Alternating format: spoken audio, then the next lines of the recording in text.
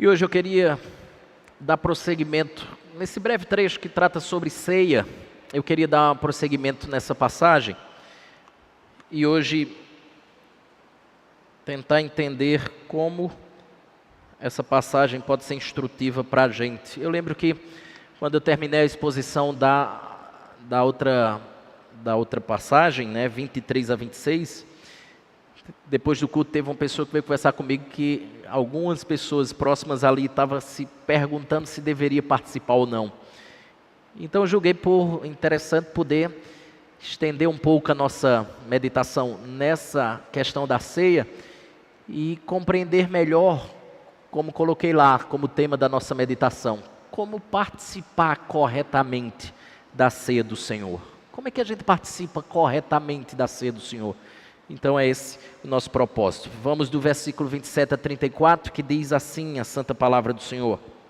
Por isso, aquele que comer o pão ou beber o cálice do Senhor indignamente, será réu do corpo e do sangue do Senhor. Examine-se, pois, o homem a si mesmo, e assim coma do pão e beba do cálice. Pois quem come e bebe sem discernir o corpo, come e bebe juízo para si. Eis a razão, porque há entre vós muitos fracos e doentes, e não poucos que dormem. Porque se nos julgássemos a nós mesmos, não seríamos julgados. Mas, quando julgados, somos disciplinados pelo Senhor para não sermos condenados com o mundo. Assim, pois, irmãos meus, quando vos reunis para comer, esperai uns pelos outros. Se alguém tem fome, coma em casa, a fim de não vos reunirdes para juízo. Quanto às demais coisas, eu as ordenarei quando for ter convosco. Bendito Deus, uma vez mais nos voltamos para a Tua Palavra, a meditar nela, sermos instruídos por ela e desfrutarmos das bênçãos advindas dela. E tudo isso passa por pelo menos 3 coisas. Que o Senhor ajude o pregador a ser muito fiel ao que o texto sagrado está dizendo. Que em segundo lugar, o povo que se encontra reunido esteja bastante atento, a fim de compreender, como diz o capítulo 14, que toda edificação ela passa pela compreensão. Portanto, que isso também ocorra, desse modo é um trabalho conjunto.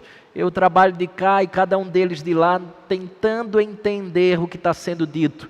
E por fim, que Teu Espírito aplique Tua palavra em nós. Se isso ocorrer, Senhor, sairemos daqui grandemente abençoados. Faz isso, porque no fim de tudo é a Tua glória que será exaltada, a Tua honra será bendita.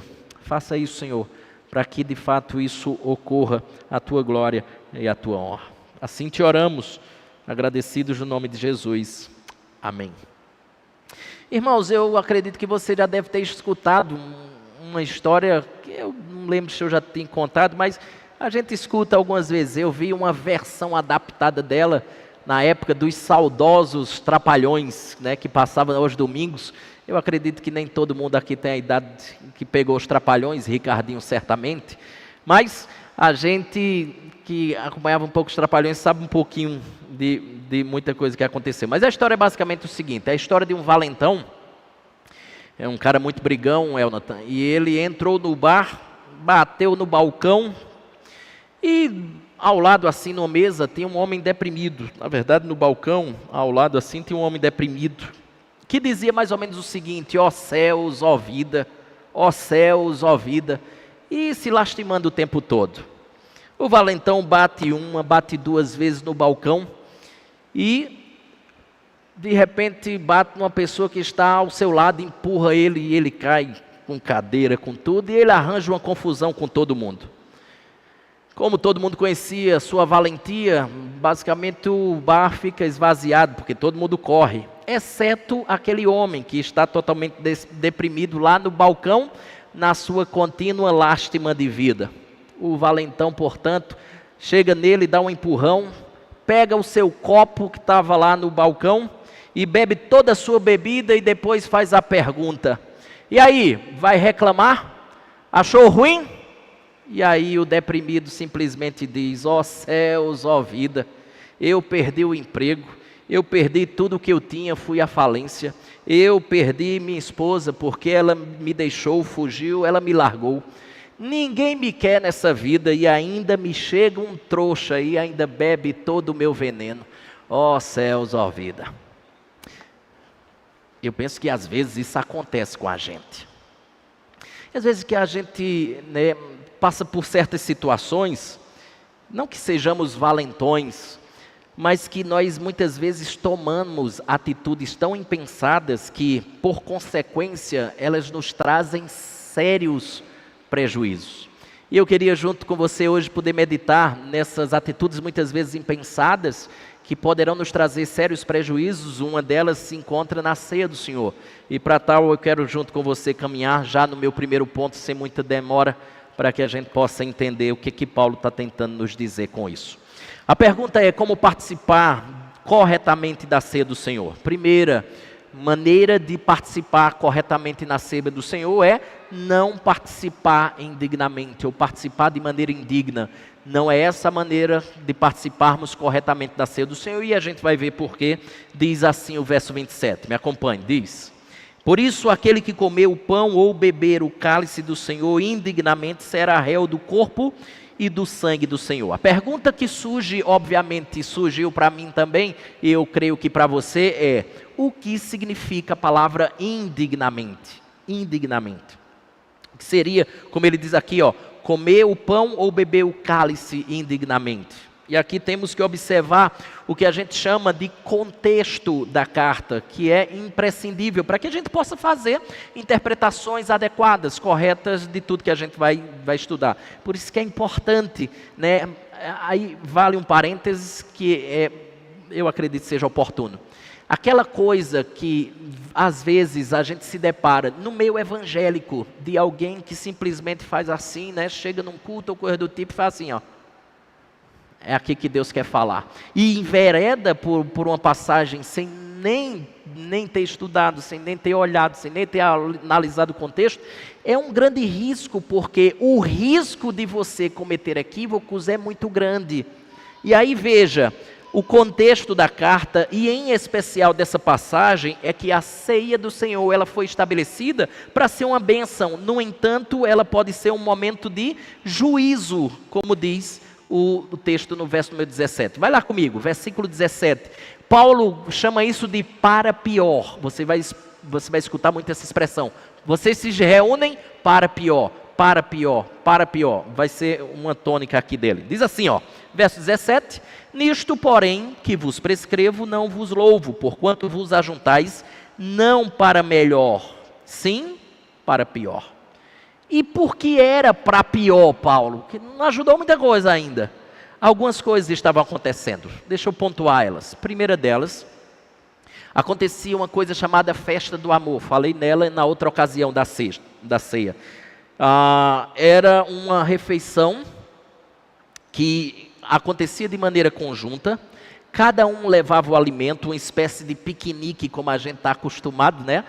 Piquenique, cada um leva um leva um arroz, um leva uma fruta e por aí vai. E é verdade que os pobres levavam pouco ou levavam praticamente nada para essa refeição chamada de festa do amor. E era essa maneira que os ricos poderiam suprir, levando boa parte dos alimentos, suprindo a necessidade daquelas pessoas pobres que não tinham como ajudá-las, ou como levar um pouco do alimento. Aparentemente, o alvo dessa festa do amor, que era chamada a festa ágape, era exatamente a comunhão cristã, um momento para a gente estar junto, para estar conversando, batendo aquele papo, o compartilhar de alimento entre os pobres que muitas vezes não tinham o que comer. Então era uma oportunidade de ajudá-los a se alimentar. Também simbolizar o amor fraternal entre eles e, ao mesmo tempo, aproveitava o ensejo para participar da ceia do Senhor. Mas a pergunta é, o que é que estava acontecendo para ele dizer que estavam se reunindo para pior? Aqui é o ponto. Os ricos, eles chegavam cedo, mas os pobres, que muitos eram escravos, eles não conseguiam chegar a tempo da refeição. E nisto, os que chegavam mais cedo, que às vezes acontece isso em algumas reuniões que alguns chegam mais cedo, pelo menos lá em casa, às vezes a gente compra uma coisa ou outra aqui, quem chega mais cedo e que vê a bandeja da coxinha, por exemplo, já vai adiantando o trabalho que posteriormente aconteceria. Alguns chegavam mais cedo, especialmente os ricos, e eles já iam comendo e bebendo absolutamente tudo. Observe, eu estou no verso número 21. Olha o que diz 21. Porque ao comerdes, cada um toma antecipadamente a sua própria ceia. E há quem tenha fome, ao passo que há também quem se embriague. Veja, comeram e beberam. Não tendes porventura casas onde comer e beber? Paulo está murido, não está? Nem tem casa para comer não, nem casa para beber não. Ou menosprezais a igreja de Deus, envergonhai os que nada têm? Que vos direi? Louvar-vos-ei? Nisto certamente não vos louvo. Desse modo, alguns participavam da ceia sem a consciência do que a ceia representava. Assim, a ceia se tornara uma refeição como qualquer outra. Por isso que Paulo está batendo pesado aqui nessa questão. Essa situação, portanto, desembocava no segundo problema que a gente vê. O segundo problema que temos é que havia, portanto, um descaso com alguns irmãos. Se ele vai chegar tarde, é problema dele que não chegou cedo. Vamos é comer. Então havia um descaso com aqueles outros que realmente não tinham condições de chegar mais cedo em virtude dos seus compromissos lá no seu trabalho. Um terceiro problema que estava acontecendo era exatamente a desavença. E desavença, leia-se inimizade, discórdias e competição que aconteciam entre aqueles irmãos. Repare, Samuel, verso número 18, olha o que diz. Porque, antes de tudo, estou informado a haver o quê? Divisões entre vós quando vos reunis na igreja. E eu em parte o creio. Quando isto acontece, vocês se juntam para pior.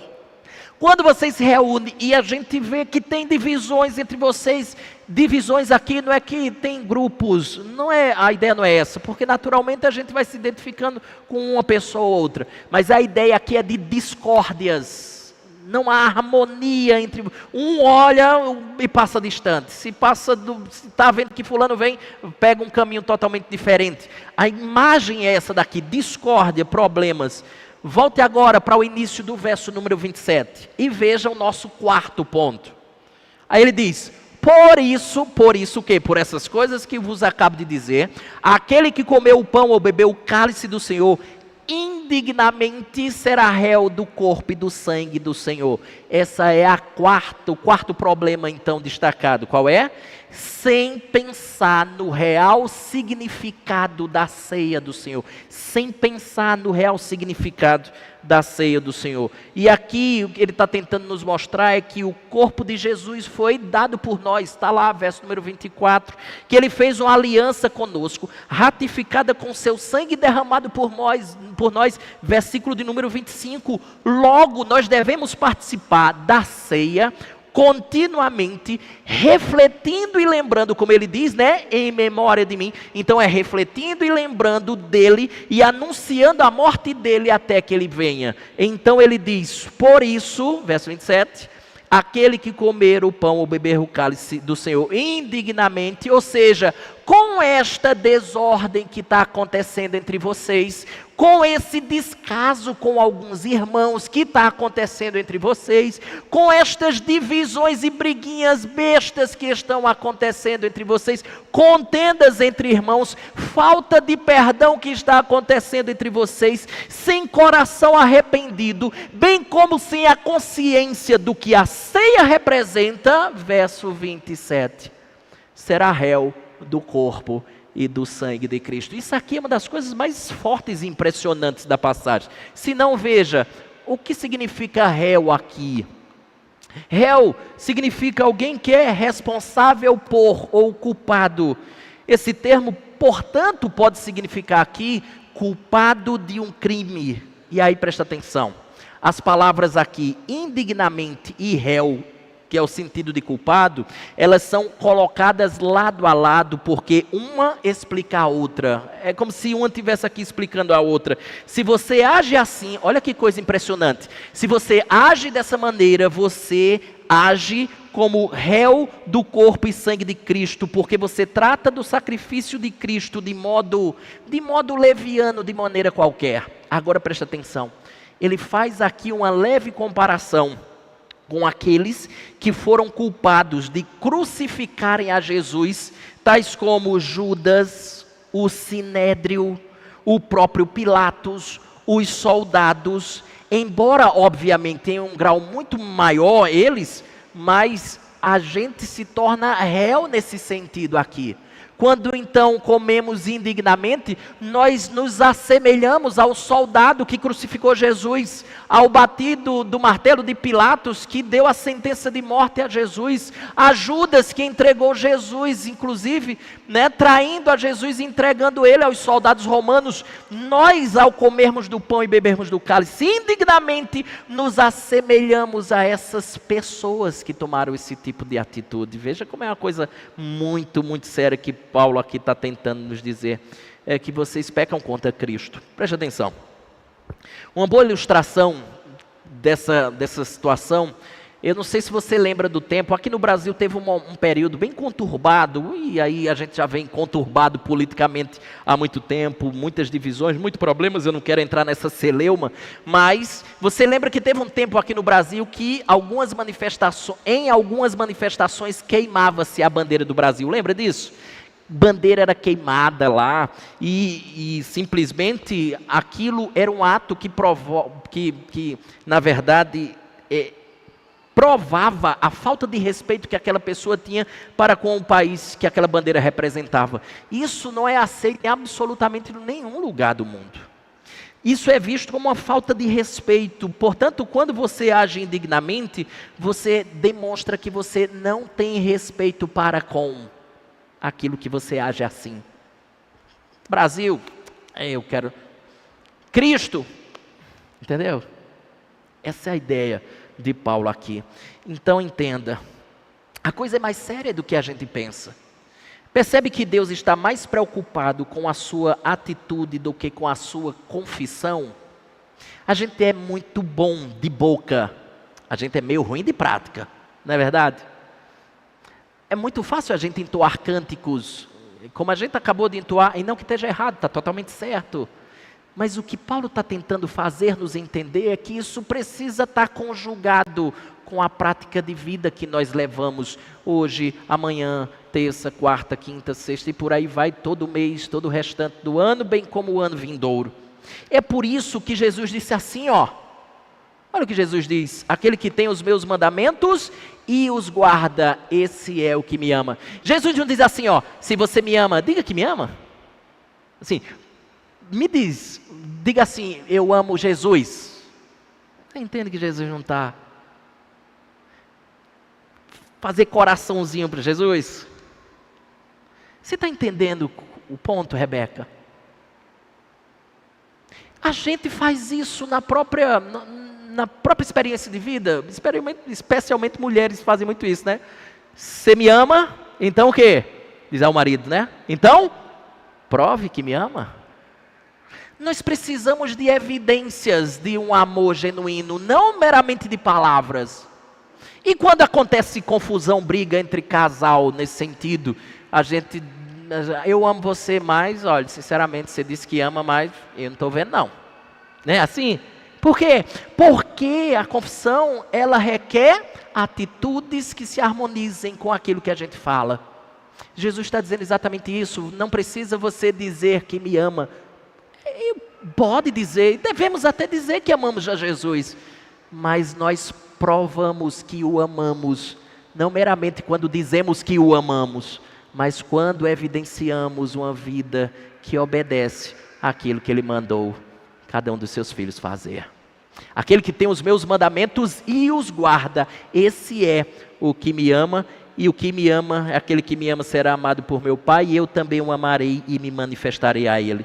Portanto, Paulo está dizendo, nós precisamos falar, mas precisamos ter atitudes dignas do que a gente fala. Então, qual é a orientação de Paulo? A gente já viu que indignamente tem a ver com essas questões de divisão, de briga, de não entender basicamente aquilo que está sendo dito da ceia do Senhor, de um desprezo pelas pessoas, pelos irmãos nossos, mas Paulo dá uma orientação, e aí ele nos chama ao nosso segundo ponto. Ele diz assim, vamos olhar para dentro, vamos vamos realizar um autoexame que aí ajuda a gente a não desprezar irmãos, a não estar em pecado, a não se envolver com discussão, com discórdia, com divisão e por aí vai. Eu estou no verso 28, me acompanha, ele diz assim, ó: examine-se, pois, o homem a si mesmo, assim coma do pão e beba do cálice. Eu achei legal essa imagem, é basicamente isso aqui que a gente vai fazer.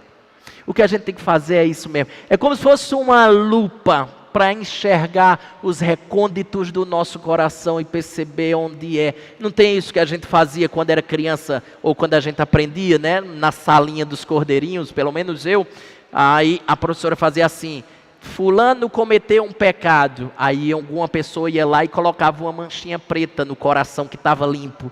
Aí depois cometeu outro pecado e colocava outra manchinha, de modo que o coração ficava cheio de coisinhas pretas assim, e ficava um coraçãozinho sujo. De repente a gente confessava, reconhecia e as manchinhas iam saindo. Isso é o que Paulo está, orientando aqui. É preciso examinar o coração, discernir os pecados, perceber se na verdade você não tem tratado o seu irmão com descaso, se você não tem se envolvido em desavenças, discórdias, divisões, se você não tem se aproximado da mesa do Senhor, sem entender o que esses elementos significam. É o autoexame que nos faz identificar os pecados e em seguida nos conduz ao arrependimento condigno. Portanto, a ceia é para você participar, porque o texto diz assim, ó: examine-se, pois, o homem a si mesmo, e assim coma do pão, beba do cálice. A ceia é para nós participarmos. Examine e coma. Examine e coma. A cadeia é exatamente essa.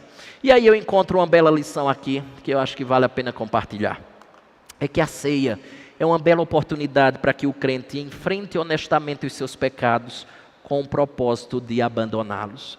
Essa noite é uma grande oportunidade que Deus nos concede a averiguar o nosso coração no que tange a determinados pecados que porventura estamos cometendo e, à luz desses pecados, confessá-los arrependidos ao Senhor. Portanto, é uma boa oportunidade para avaliar atitudes, avaliar palavras, avaliar sentimentos. É um importante momento para perdoar irmãos. É um importante momento para reatar laços que estão desfeitos ou quebrados. Tomar a ceia com pecados não confessados no coração é se tornar réu do corpo e do sangue de Cristo. Porque se você não fizer isso, veja os riscos que a gente corre. Eu estou lá no verso de número 29. Vamos lá comigo? Olha o que ele diz. Pois quem come e bebe sem discernir o corpo, come e bebe juízo para si. Qualquer pessoa que come e bebe sem introspecção, sem autoexame, como ele diz, recebe o juízo de Deus. E aqui eu penso que temos pelo menos duas possibilidades nessa expressão. O que seria discernir o corpo? Primeira delas é que discernir o corpo pode ser o entendimento da ceia do Senhor mesmo, ou seja, discernir os elementos, o real significado da ceia. Sem discernir o quão sagrado ela é, o quão especial ela é, aliado a todo significado e implicações derivado dela. O que significa ela? Quando Deus estabeleceu, o que ela significava? É por essa razão que alguém não batizado, a orientação é que a igreja geralmente dá, a liderança eclesiástica da igreja dá, é que ela não participe da ceia do Senhor. Por quê? Porque parece que ainda não houve uma clareza no que tange ao significado da ceia do Senhor. Só depois de a gente compreender melhor sobre o sacrifício de Cristo, a obra expiatória de Cristo, as implicações disso, do que ela significa, aí sim a gente pode participar de maneira muito lúcida, clara, acerca dos elementos da ceia. Se não, é melhor que a gente se abstenha por pura precaução. O não participar da ceia, até que o mesmo seja esclarecido e muito bem orientado, é uma orientação muito válida, muito benéfica para a pessoa que assim age. Então, ele pode dizer assim, discernir o corpo, então é entender o significado correto dos elementos da ceia do Senhor. Pode ser esse o significado de discernir o corpo. Mas uma segunda possibilidade que não exclui essa, é uma referência à igreja do Senhor. Sem discernir o corpo, pode ser igreja do Senhor. É tanto que no capítulo 12, Paulo vai usar essa mesma metáfora de corpo para se referir à igreja do Senhor. Então ele pode estar se referindo à igreja do Senhor aqui. E nesse sentido é que não havia o entendimento claro ou a prática correta quanto à valorização da igreja do Senhor. Olha como isso é interessante. Duas coisas podem estar dentro disso aqui. Quando a gente diz, ou quando ele diz, discernir o corpo, se referindo à igreja do Senhor, ele pode estar simplesmente dizendo, ó, vocês não estão valorizando a igreja do Senhor como deveriam valorizar, sabia disso? Por quê? Porque vocês estão se degladiando o tempo todo, brigando o tempo todo, cheio de divisões, cheio de brigas, cheio de contendas, e isso é um problema para a igreja em si, uma vez que um reino dividido, ele não pode subsistir. Vocês estão brigando um com o outro, isso é uma desvalorização da igreja do Senhor. E eu não tenho a menor dúvida que em outras maneiras atuais, a gente pode desvalorizar a igreja do Senhor. A gente pode desvalorizar das mais variadas formas, quando a gente simplesmente passa, às vezes, um bom tempo sem ir à igreja do Senhor. A gente falta e não sente falta da igreja do Senhor. Isso é uma desvalorização da igreja do Senhor. E pode ser isso que ele pode estar falando aqui também, e sendo uma boa aplicação para a gente. Quando a gente não valoriza a igreja que o Senhor assim estabeleceu.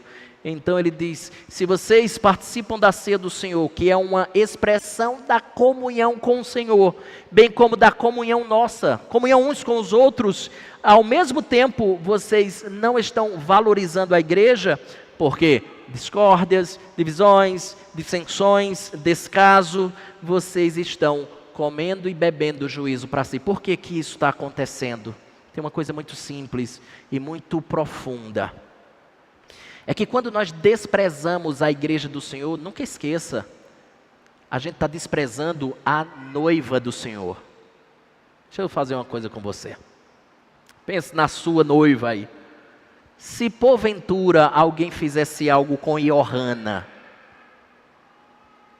com Raquel, eu acho que determinados alguém ia sentir um pouco do peso da mão de Márcio, ou pelo menos da brutalidade de Bradley, quando necessário.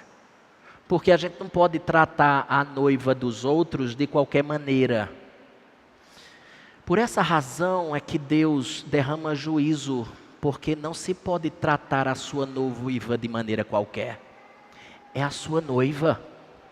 De modo que se nós não gostamos e não temos qualquer prazer em ver a nossa noiva sendo tratada de maneira inadequada, por que que Deus teria um enorme prazer de ver a sua noiva sendo tratada de maneira indevida?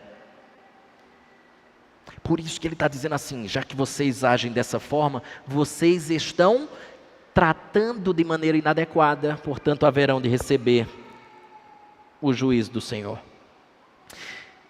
Pergunta, que tipo de juízo seria esse? Vamos para o verso 30, veja o que ele diz. Ele diz assim, ó: eis a razão porque há entre vós muitos fracos e doentes, e não poucos que dormem.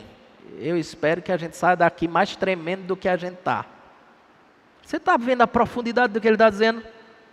Deixa eu ler de novo. Eis a razão porque há entre vós muitos fracos e doentes, e não poucos que dormem. Estes são os efeitos tristes e trágicos de uma atitude, da atitude que esse povo estava tendo muitas vezes. Estes são abusos que o povo estava cometendo. Muitos estão fracos e doentes, e ele está dizendo, e não foram poucos, porque você sabe, né, que a palavra aqui, dormem, é uma figura de linguagem que a gente usa na literatura, né, chamada de eufemismo. A gente suaviza, né? A gente vai dar... Alguém já deu notícia de falecimento de outra pessoa? Já teve a triste missão de ser o encarregado de dar notícia à família, né, a um ente querido, de repente, aí você, ó, liga, arrodeia, vai para cá, vai para lá e diz assim: olha, eu estou ligando porque fulano descansou. A gente não diz morreu, né? A gente diz descansou. Descansou. É o que ele está dizendo aqui. dormiu. Portanto, dormem é morte. Ele diz, não poucos que morreram quando agiram assim. Ou seja, numerosos casos, pessoas morreram por agirem dessa forma.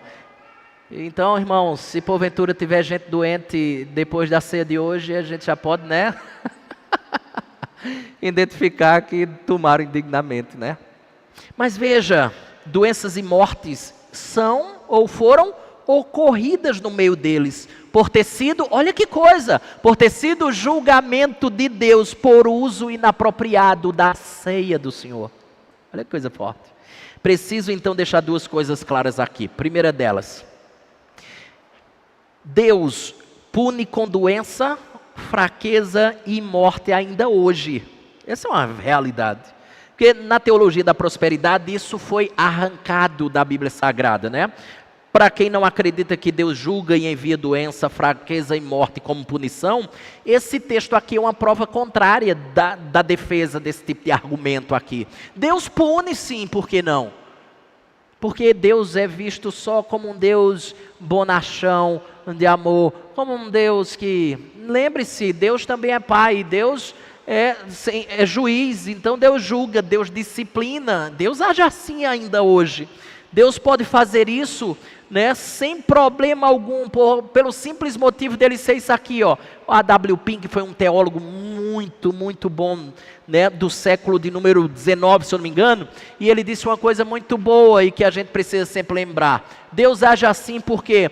Porque Deus é Deus e Ele faz o que quiser, onde quiser, como quiser, com quem quiser.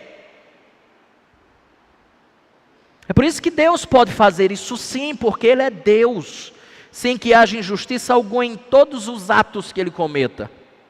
Por outro lado, é importante também dizer, segundo lugar, que nem toda enfermidade, fraqueza ou morte tem relação com um pecado específico. Então, se você, né, você aí amanhã adoecer, fica nessa dúvida, né? Pode ter sido ou não. Mas nem toda doença ou toda morte tem um pecado específico. Lembre, Paulo sofria de uma coisa chamada de espinho na carne. E ele não tinha pecado específico. Ele manda uma mensagem para Timóteo, escreve sua carta para Timóteo, que sofria de dores estomacais e diz assim, Timóteo, toma um vinhozinho que pode ajudar você nessas dores que você está tendo. E ele não está repreendendo Timóteo por um pecado específico. Timóteo estava doente, Timóteo estava com dores. Portanto, duas coisas que são mal compreendidas hoje. Geralmente nós escutamos que Deus não julga nestes moldes, e que também, se fulano está doente, é porque cometeu um determinado pecado. As duas sentenças estão erradas. Está totalmente equivocado. Deus julga sim. Nem sempre Deus o faz, mas Deus pode fazer. Por outro lado, nem toda doença é implicação de um pecado específico. Pule para o verso 31. Ele diz o seguinte. Verso 31. Porque se nos julgássemos a nós mesmos, não seríamos julgados. A ideia é a seguinte aqui para os coríntios. Ele está dizendo assim, ó, se nós nos sujeitarmos ao autoexame completo, coisa que vocês não estão fazendo, não seríamos julgados por Deus. Se nós fizéssemos esse julgamento, que seria autoexame aqui, nós não precisaríamos ser julgados por Deus. Por quê? Porque nós mesmos corrigiríamos os nossos erros. Porque nós pediríamos perdão ao Senhor pelos pecados cometidos. Porque nós mesmos deveríamos reatar os nossos laços com pessoas. Porque nós mesmos deveríamos ter mais apreço pelos irmãos e não descaso. Então, se nós fizéssemos uma autoanálise, um autoexame, Deus não precisaria estar nos julgando e derramando juízo sobre a nossa vida. Por quê? Porque nós já resolvemos os problemas que estavam acontecendo. A falta de um exame ou de um autoexame, portanto, requeria assim o juízo de Deus. E tem uma coisa preciosa que eu aprendo aqui, presta atenção. É que via de regra, Deus não se ira contra nós repentinamente. Deixa eu tornar isso mais claro. Deus, quando nós cometemos um pecado, nem sempre Deus vai lá e pá. Às vezes a gente comete, às vezes a gente diz assim, eita, errei. Não aconteceu nada. De repente a gente cometeu aquele de novo, um irmão da igreja, fulano, rapaz, o que você fez não está certo. Foi uma repreensão, mas assim, nada de mal maior aconteceu.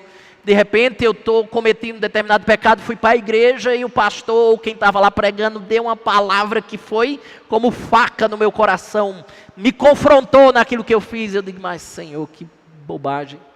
E aí muitas vezes isso aconteceu conosco, pecamos e nada aconteceu, pecamos e nada aconteceu, pecamos e nada aconteceu, e a gente acha que isso vai ser uma rotina na nossa vida, de pecado e nada acontecer, pecado e nada acontecer, e é quando algo forte acontece na nossa vida, como fruto, nesse caso de juízo de Deus, a gente fica totalmente assustado. Por quê? Porque Deus nem sempre, de maneira imediata, nos pune quando nós erramos. Sabe por quê? Porque Deus muitas vezes nos concede tempo para fazermos um balanço do que estamos fazendo e nós mesmos, sinceramente arrependidos, desviarmos a ira dele por meio de orações a ele dirigidas.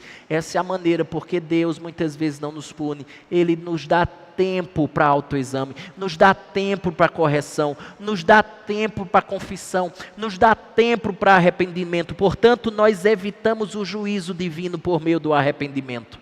E aqui é uma implicação evangelística muito clara. O arrependimento é o único antídoto pelo qual podemos ter absolvição aos olhos de Deus, sermos absolvidos pelo próprio Deus.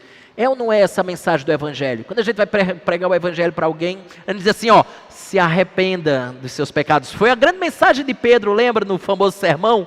Né? Pedro diz, arrependei-vos e crede no Evangelho. O arrependimento é o único antídoto para obtermos a absolvição da parte de Deus. Nós temos pecado contra Deus e Deus, como justo juiz, julgará cada pecado. Mas se o pecador parar hoje, compreender essa verdade, se arrepender dos seus pecados, confessar a Cristo, depositar fé em Jesus, a ira vindoura é dele desviada, porque a ira vindoura retrocede a 2000 anos atrás, quando ela foi derramada sobre a pessoa de Jesus.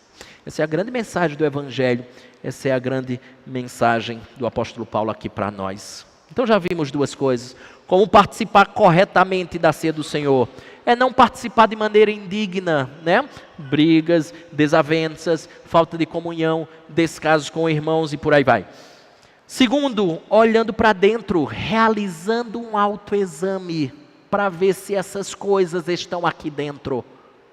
Mas em terceiro e último lugar, o apóstolo Paulo nos manda olhar ao nosso redor. Veja que coisa interessante. Ele diz que não podemos agir de maneira indigna na ceia. Olha para dentro, olha ao redor. E ao redor é olhar para aqueles que estão pertinho da gente, bem como compreender a ceia. Vá para o verso 32, vamos lá. O verso 32 diz assim: mas quando julgamos, somos disciplinados pelo Senhor, para não sermos condenados com o mundo. Ele está dizendo mais ou menos assim, olha, quando Deus nos disciplina, isso se deve à sua particular preocupação com a sua salvação e com a minha.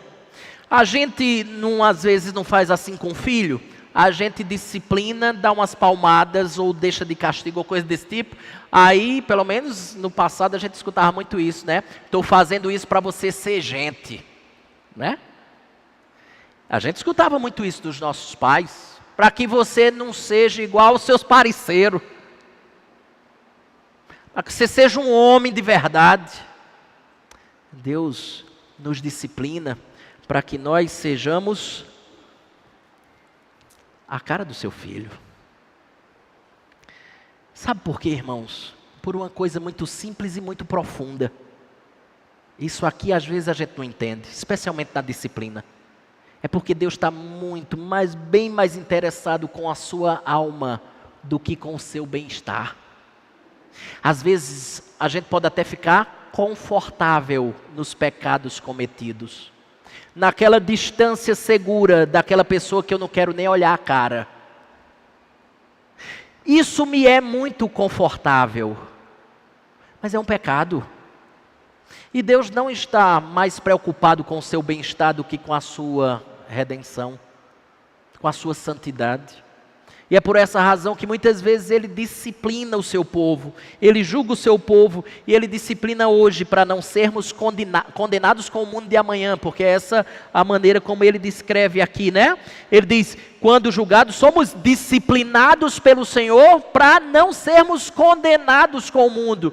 Deus muitas vezes faz assim conosco para que no fim da história você não se perca, você seja salvo. Isso lembra-nos muito 1 Coríntios 5, lembra? 1 Coríntios 5 tem uma passagem de um rapaz que estava, olha a bagunça que estava nessa igreja, um rapaz que estava se relacionando com a mulher do seu pai, com a madrasta. Veja o tumulto. Aí Paulo diz assim, não é possível, no meio de vocês ninguém fez nada, ninguém lamentou, quem tamanho ultraje praticou? Ele diz assim, que nem mesmo entre os ímpios se ouve falar em coisa desse tipo, de homem que fica com a mulher do pai.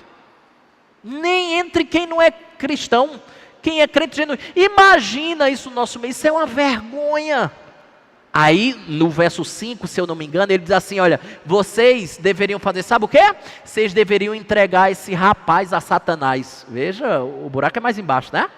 Entregue-o a Satanás. Você já viu uma assembleia, uma convocação? Irmãos, vai ter uma assembleia que a gente vai entregar um indivíduo a Satanás. A gente não costuma escutar esse tipo de coisa, mas é bíblico. Alguém que age de maneira contrária à verdade de Deus e se torna impenitente, ele deve ser entregue a Satanás. É óbvio que o próprio texto diz, para que no fim, a ideia, só abrindo parênteses, a ideia de ser entregue a Satanás é quase que um ditado que a gente usa muito. A gente vai entregá-lo para que ele coma o pão que o diabo amassou. Basicamente é isso. Então vai acontecer muita coisa. Se ele é um filho de Deus, muitas coisas acontecerão com ele para que no fim, aí é o que o texto diz, no fim ele seja salvo. No fim ele caia em si e diga assim, eu fiz uma grande besteira, veja como está a minha vida, é hora de voltar para a casa do pai. A mesma história lá do filho pródigo. Veja a bobagem que eu fiz, veja a besteira que eu fiz, veja o pecado que eu cometi, eu tenho que voltar para a casa do pai. É exatamente isso o que deveria estar acontecendo aqui e o que há de acontecer. Então, nesse sentido, lição de número 2 é que Deus nos disciplina com um propósito de melhoria e crescimento, de amadurecimento, né? Em quantas oportunidades de disciplina você amadureceu? Quantos momentos difíceis você amadureceu? Você aprendeu? Você tirou lições de momentos delicados? Você entendeu que aquilo não era bom? Você diz assim, eu nunca mais vou fazer isso, porque olha onde eu estou, olha o que aconteceu, olha quantos males me trouxe. Portanto, o intuito de Deus ao discipliná-lo não é destruí-lo, mas fortalecê-lo, conscientizá-lo, amadurecê-lo. E aqui nós temos uma consolação, que certa vez eu li do João Calvino, que ele diz uma coisa muito bela, escrevendo sobre essa passagem. Ele diz que esta é uma consolação imprescindivelmente necessária. E aí eu abro aspas para ele. Escuta o que ele diz assim, ó: quando Deus nos disciplina, isso se deve à sua preocupação por nossa salvação, pois Ele não quer que pereçamos. As disciplinas divinas são remédios dos quais os crentes necessitam, pois eles são enviados para fazer-nos voltar do caminho errado que nós tomamos. Portanto, uma disciplina é Deus. Já viu aquela coisa de rodeio, que tem o rodeio que o cara fica pulando no boi lá, né? Mas tem uma prova de alguém que sai no cavalo, aí solta o bezerro, vai lá e aí pá, solta o laço e laça, o cara vai lá, pega, depois vai lá e amarra e prende o bezerro. Quando Deus nos disciplina, é como se Deus jogasse o laço, trazendo-nos de volta para o caminho certo, porque senão você vai em frente e vai embora, e vai-se embora para a perdição. Por isso que diz assim, ó, Provérbios: há caminho que parece certo ao homem, mas no final conduz à morte. O indivíduo está convicto de que está certo, e ele certamente vai para o caminho errado. E aí Paulo resume o seu discurso nos versos seguintes. E aí perceba que ele conclui com uma terna saudação que expressa todo o seu amor e preocupação. Versos 33 e 34 para a gente encerrar. Ele diz assim: assim, pois, irmãos meus, quando vos reunis para comer, esperai uns pelos outros. É um pouco, às vezes, o que a gente faz, né? Quando a gente vai participar da ceia, a gente diz assim, pega o pão, pega o cálice, mas não coma agora. Segura, Hugo. Segura para que todo mundo possa comer junto. Ou seja, trocando em miúdos, o que Paulo está dizendo aqui é, transformem tudo que vocês escutaram em ação prática. O que foi que eu disse? Vocês não esperam por irmãos que não podem chegar na hora. O que é que vocês devem fazer? Esperem. Esperem. Corrijam os erros, que essa refeição não seja confundida com uma refeição qualquer. A ceia do Senhor é uma refeição em família, e o Senhor da família deseja que os seus filhos amem uns aos outros e cuidem uns dos outros. Que essa refeição ela possa expressar o nosso amor genuíno por Deus e uns pelos outros. E vocês devem acabar com os problemas que foram citados. Verso 21 tem lá, porque ao comerdes cada um toma antecipadamente a sua própria ceia. Há quem tenha fome, ao passo que há também quem se embriague. Vocês devem acabar com esse tipo de coisa. Isso não condiz com a realidade da ceia. Verso número 34, ele diz: se alguém tem fome, coma em casa, a fim de não vos reunirdes para juízo. Quanto às demais coisas, eu as ordenarei quando for ter convosco.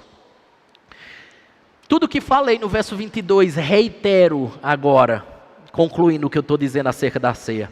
Comam em casa, não confundam uma refeição qualquer com a Santa Ceia. Façam isso para que a ceia seja uma bênção. Façam isso para que a ceia não seja um instrumento de juízo. E olha que coisa interessante o que ele diz, que isso é chocante quando você não tem um entendimento correto da ceia. Olha o finalzinho do verso 34 que ele diz, isso é chocante. Ele diz, quanto às demais coisas, eu as ordenarei quando for ter convosco. O que há de chocante nisso aqui?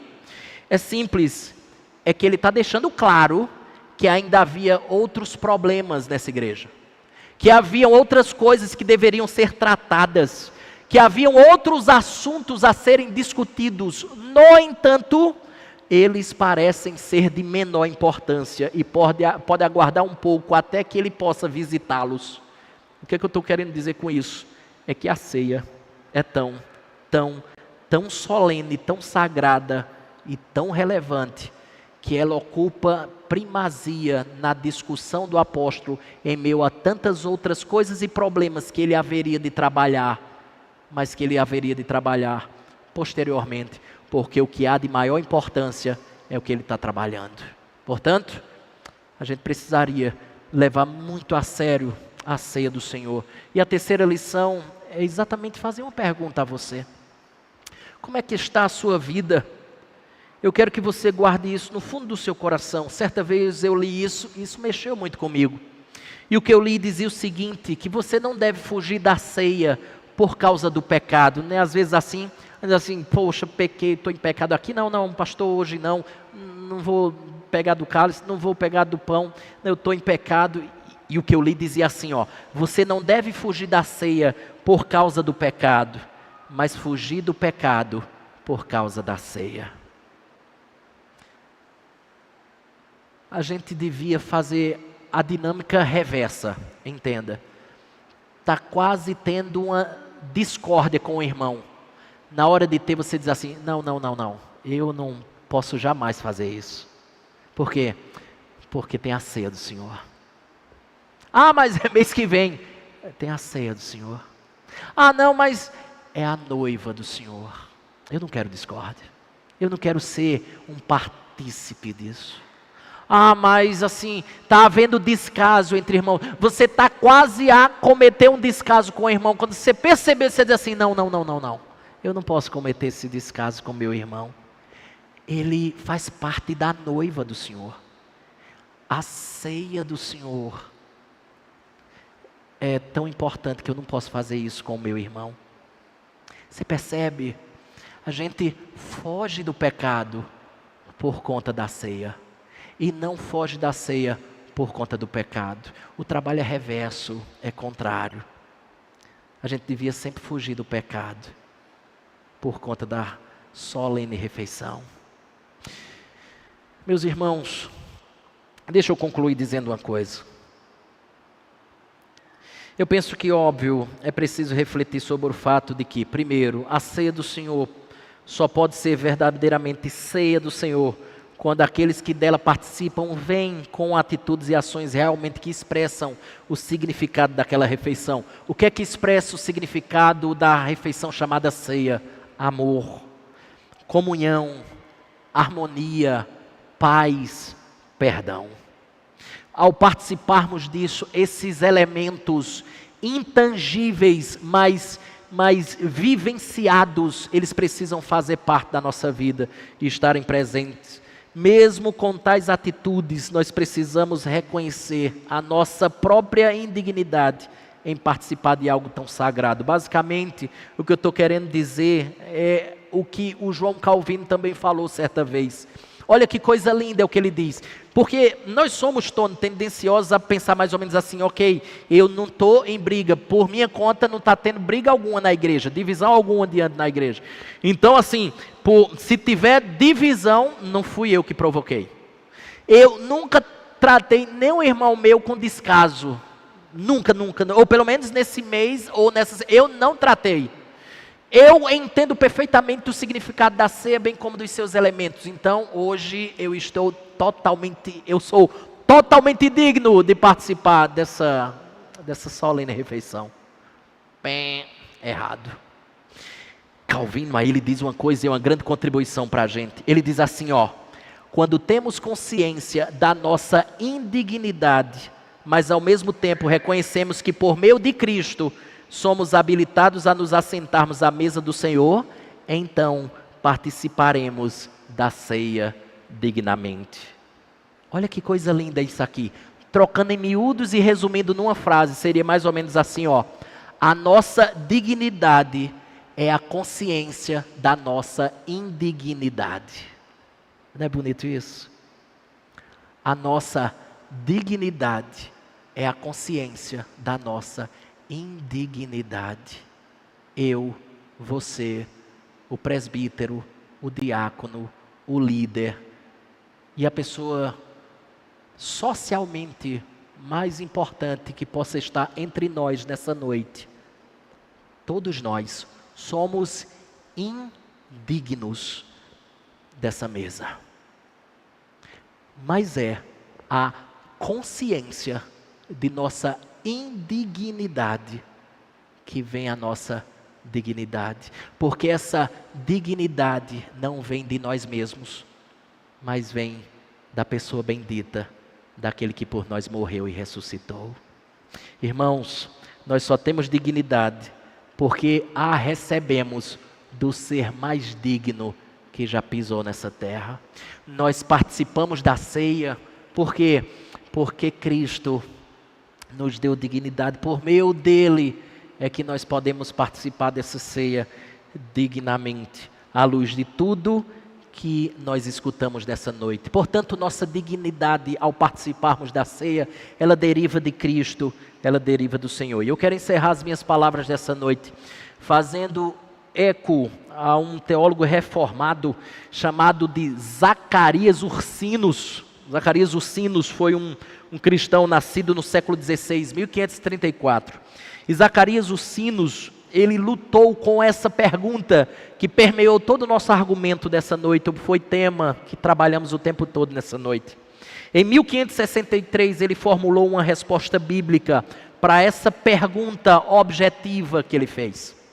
Ele disse assim: quem pode estar dignamente na mesa do Senhor? Quem? Quem pode estar dignamente na mesa do Senhor? Quem é que pode?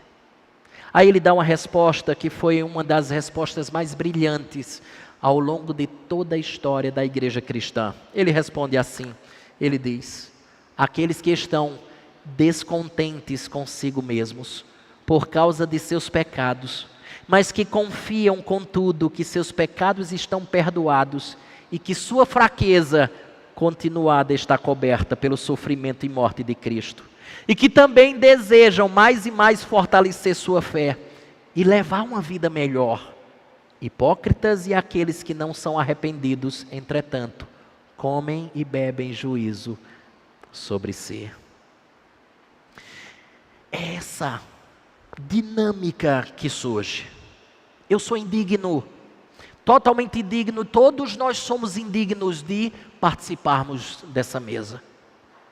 Mas alguém nos tornou digno. Aquele que é digno nos tornou digno. Somos dignos, portanto, por estarmos em Cristo Jesus, aquele que de fato é digno. Mas ao mesmo tempo, Ele nos chama a uma vida digna, porque ainda que dignos nele de participar da mesa, nós podemos profanar e agirmos de maneira indigna. Portanto, a priori, a melhor forma de tornar esse momento como um momento apreciável de maneira digna, é se você estiver no digno, é se você estiver em Cristo, é se você de fato já for um filho de Deus.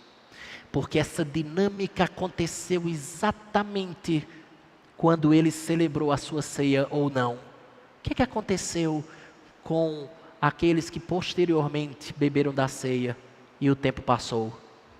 Aquele que não era de fato um filho de Deus, ele simplesmente acabou falecendo, atentando contra a própria vida. Acabou a sua história. Rapidamente o juízo divino veio. Mas a dinâmica é: estar em Cristo e em vida, ficar descontente muitas vezes consigo mesmo, mas ter a certeza que os nossos pecados foram perdoados nele. E é por essa razão que em João Jesus diz assim: eu sou o pão vivo que desceu do céu, se alguém dele comer, opa, é refeição, viverá eternamente. E o pão que eu darei pela vida do mundo é a minha carne. E na ceia ele diz: este pão é o meu corpo que é dado por vós. O que ele está dizendo de maneira muito bela é que, sendo um filho de Deus, participaremos dessa refeição, e essa refeição será uma evidência daqueles que viverão eternamente, porque ele deu da sua própria carne por nós. Essa refeição dessa noite é muito séria, sagrada e singular. Ela aponta para o que nos ocorrerá por toda a eternidade. Deus bendito, nós louvamos o Teu nome, na certeza de que o Senhor transformou cabalmente a nossa vida. E sabedores disso, Senhor, nós Te pedimos perdão pelos atentados contra a Tua noiva, quando nós somos instrumentos de discórdia, quando somos instrumentos de divisão, quando agimos com descaso com tua própria noiva, quando simplesmente não valorizamos o teu povo, Senhor, quando não valorizamos a tua igreja.